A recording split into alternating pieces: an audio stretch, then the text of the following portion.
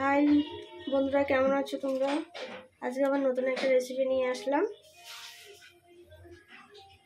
কলার খোসা ভাজা, কাঁচকলার যে খোসা সেটা ভাজা। প্রথমে তেল দিয়ে দিলাম,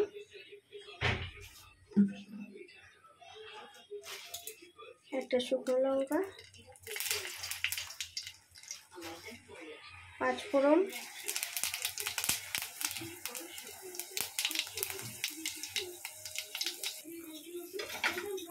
ঢেলে দিলাম।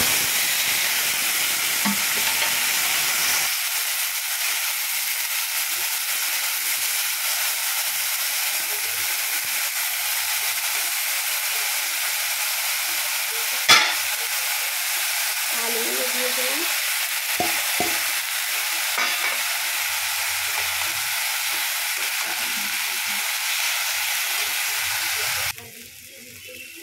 লবণ দিয়ে দেবো, হলুদ,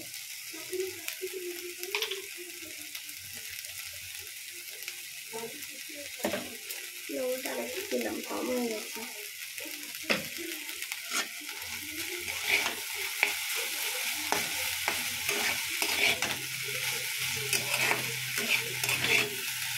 সবাই তো লাউয়ের খোসা তারপরে অনেক কিছু সব খায়, কিন্তু এটা নতুন। কলা দিয়ে তো অনেক রেসিপি হয়।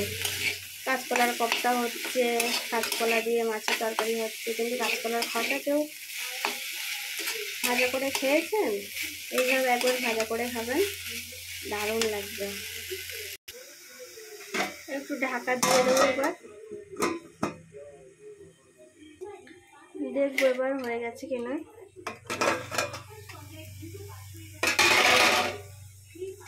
হ্যাঁ, হয়ে গেছে।